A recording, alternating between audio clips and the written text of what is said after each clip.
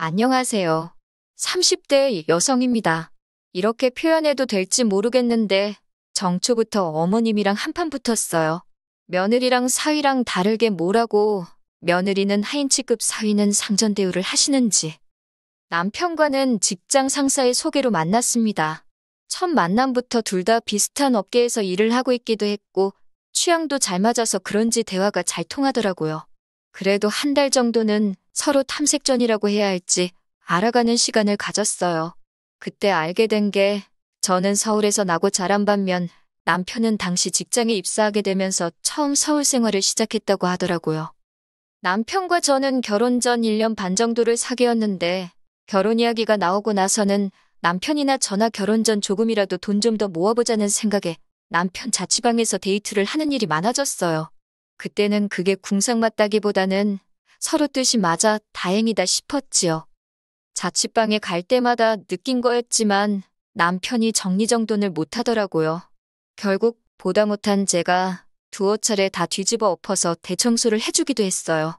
제발 유지만이라도 하라고 했는데 근데 그걸 못하대요. 결국 나중에는 청소고 뭐고 그냥 제가 포기했습니다. 그리고 남편은 요리도 정말 못하더라고요. 근데 이거야. 저는 요리가 취미였던 반면 남편은 회사에서 식사를 해결하기도 했고 제 입장에서 납득할 수 있는 부분이었기 때문에 큰 문제는 아니었어요. 그래도 이런 과정을 겪어서 좋았던 건 결혼 이후에는 제가 청소랑 요리를 담당하고 남편이 설거지랑 빨래 그리고 그 외 힘든 일을 하는 걸로 자연스레 업무 분담까지 하게 되었다는 거지요. 결혼 이야기가 나오고서 처음 시댁에 인사를 드리러 갔던 날이었어요. 어머님이 현관문을 열어주셨는데 이건 뭐 신발을 어디다 벗어나야 할지조차 감이 안 올 만큼 발 디딜 틈이 없더라고요. 어머님, 아버님 그리고 신혼 세 사람이 사는 집인데 어째서 현관 앞에 신발이란 신발은 다 나와 있는지 봄, 여름, 가을, 겨울 사계절이 다 놓여 있더라고요. 그뿐만이 아니었습니다. 거실로 눈을 돌리니 누가 보면 이사라도 가는 줄 알겠더군요. 누가 벗어놓은 건지 알 수 없는 양말부터 시작해서 소파에 걸쳐져 있는 잠바들. 보통 손님이 온다고 하면 정리를 하지 않나, 내가 온다는 걸 잊으셨나, 아니면 만나보기도 전에 내가 마음에 안 든다고 이런 식으로 표현하시는 건가? 정말 별의별 생각이 다 들었네요. 그런데 그때 남편이 어머님더러 정리 좀 하지 그랬냐 하니까 어머님이 네가 할 거 아니면 신경 쓰지 말라고 소리를 빽 지르셨습니다. 남편이 민망했는지 저더러 어머님이 원래 청소나 정리 같은데 취미가 없으시다며 이해하라고 하더라고요. 그제서야 남편이 누굴 닮은 건지도 알겠고 그래서 그냥 괜찮다고 했어요. 그리고는 요령껏 저 하나 앉을 자리는 만들어서 앉아 있었지요. 그랬더니 남편이 그런 저를 보면서 뭐가 웃긴지 실실 웃더니 어머님더러 제 취미가 청소랑 요리라고 하더라고요. 틀린 말은 아니었지만 쓸데없는 소리를 한다 싶어서 좀 짜증이 나대요. 집으로 돌아오는 길에 뭐하러 그런 소리를 했냐 하니까 하는 말이 청소랑 요리 잘하는 여자라고 하면 시어머니들한테 인기 좋은 거 아니냐며 자기 딴에는 제 자랑이라고 한 거랍니다. 요새 청소랑 요리로 인정받고 싶어하는 여자가 몇이나 되겠냐. 내가 당신보다 연봉이 높다던가 그런 얘기도 할 수 있지 않았냐. 솔직히 그런 말이 목구멍 끝까지 올라왔었어요. 그런데 난 아무것도 모른다는 식으로 웃고 있는 남편을 보니 악의는 없었구나 싶어서 다음부턴 쓸데없는 소리 하지 말라고 한마디 하고 그냥 넘어갔네요. 이후로 저희는 부부의 연을 맺었습니다. 신혼집은 일단 단기 임대 계약이 가능한 오피스텔에서 시작했고요. 직장이라던가 여러 가지 마음에 걸리는 것들이 있어서 진짜 신혼집은 천천히 알아보기로 했었거든요.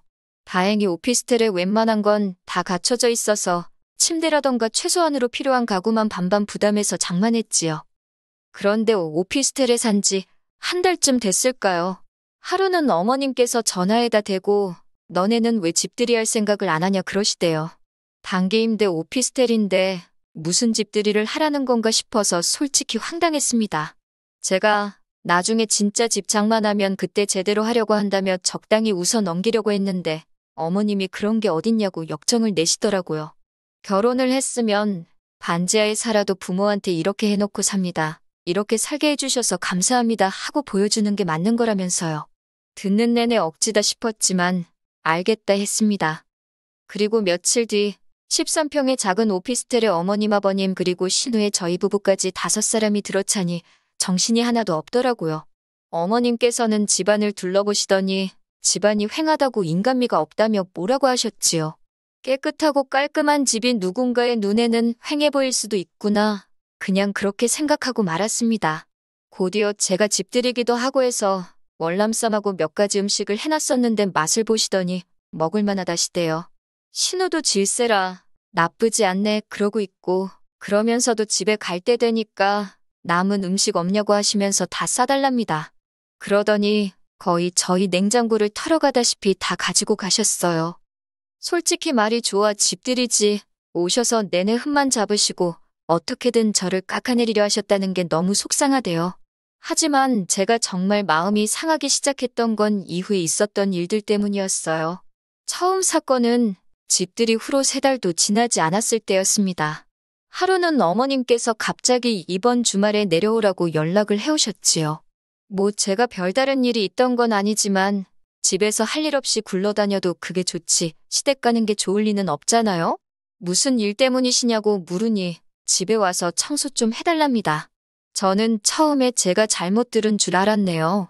그래서 뭐라고 하셨냐 다시 물으니 신우가 일요일에 사귀는 남자친구를 데리고 온다는데 집안 꼴이 말이 아니라면서 저더러 내려와서 집도 치우고 음식도 좀 하랍니다. 순간 확 열이 받으면서 정신이 번쩍 들더라고요. 제가 인사드리러 갔을 땐 그 꼴을 해놓고도 아무렇지 않아 하시더니 사윗감이 온다니까 신경 쓰시는 게 일단 너무 기분이 나빴습니다. 거기다 며느리는 뭐 막 부려먹어도 되는 사람이다 싶으신 건지 그 사윗감 오는데 청소를 왜 며느리더러 하라고 하시는 건지 이해도 안 되고 생각할수록 분하더라고요.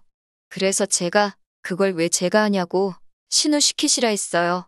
그랬더니 어머님이 평소와 달리 매우 부드러운 목소리로 신우는 그런 거 안 해봤고 그리고 아직 어린애라서 그런 거 잘 못한답니다.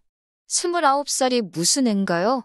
게다가 그럼 어머님은 애도 아닌데 왜 청소도 못하시냐 따지고 싶었지만 그 말을 삼키는 대신 그래도 하면서 배우는 거 아니겠냐고 어머님이 이참에 신우를 잘 가르쳐 주시라 했어요. 저는 일이 있어서 못 간다고 하면서요. 그러자 어머님께서는 너는 네 신우가 그 남자한테 살림도 못하는 여자로 찍히면 좋겠냐고 있는 대로 신경질을 부리기 시작하셨습니다.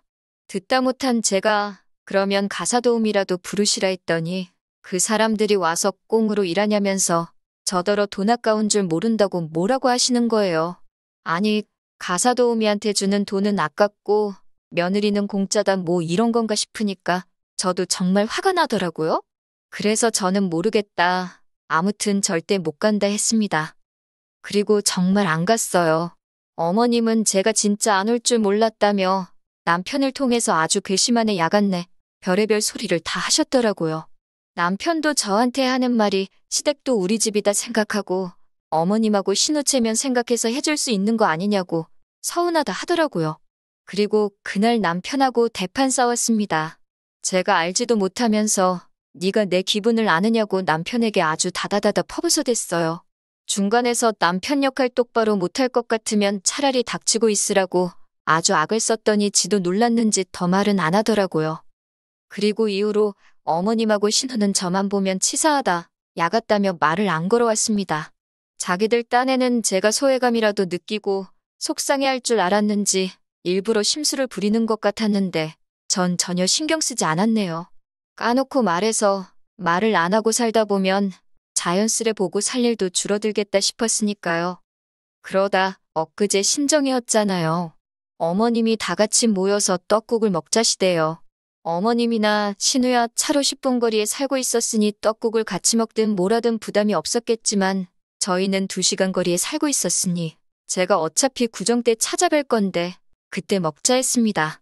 그랬더니 어머님이 저더러 한 번을 고분고분하게 알겠습니다 소리를 하는 법이 없다면서 남편도 어머님이 사위 보고 처음 만난 새해라 그러시는가 보다며 저더러 한 번만 양보해달라 하더라고요.